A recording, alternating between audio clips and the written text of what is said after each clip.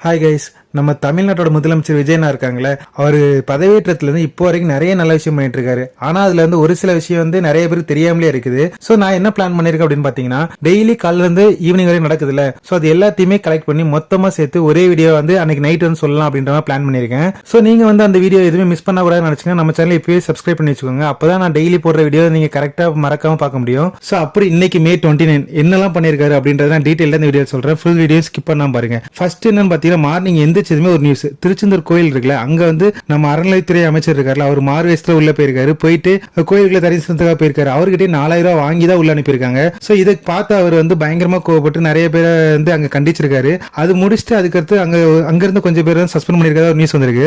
So இது ஒரு news கால் நடந்துச்சு. அதுக்கப்புறம் பாத்தீங்கன்னா, நம்ம தளபதி அண்ணா இருக்காருல்ல, அவர் வந்து ஜெகதீஷ் அவங்களோட வீட்டு ஃபங்க்ஷனுக்கு போயிருந்தாரு. அப்போ வந்து வேஷ்டி சட்டையில போயிருந்தாரு, ரொம்ப கிளாஸா இருந்தாரு. அவர் இந்த மாதிரி வேஷ்டி சட்டையில பார்த்து ரொம்ப நாள் ஆயிடுச்சுல.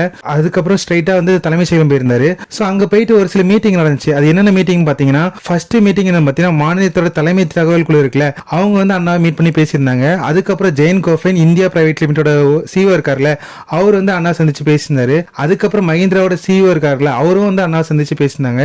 இப்படி ஒரு சில மீட்டிங் எல்லாமே கால் ஃபுல் நடந்துச்சு. அந்த எல்லா மீட்டிங்லயுமே வந்து அண்ணா வந்து வேஷ்டி சட்டையில இருந்தாரு. அதோட போட்டோஸ் எல்லாமே வந்துச்சு. அது பார்க்கும்போது ரொம்ப நல்லா இருந்துச்சு. அதுக்கப்புறம் என்னன்னு பாத்தீங்கன்னா, மாற்றுத்திறனாளி இருக்காங்களே, அவங்களுக்கோட நலனுக்காக நிறைய பேர் ஹெல்ப் பண்ணிட்டு இருக்காங்க. சோ அவங்க எல்லாத்தையுமே வந்து ஒரு குழு வச்சு ஃபைன் பண்ணி ஆகஸ்ட் 15 இருக்குல்ல, அன்னைக்கு வந்து தளபதி அவங்க கையால வந்து அவார்டு கொடுக்குற மாதிரி சொல்லியிருக்காங்க.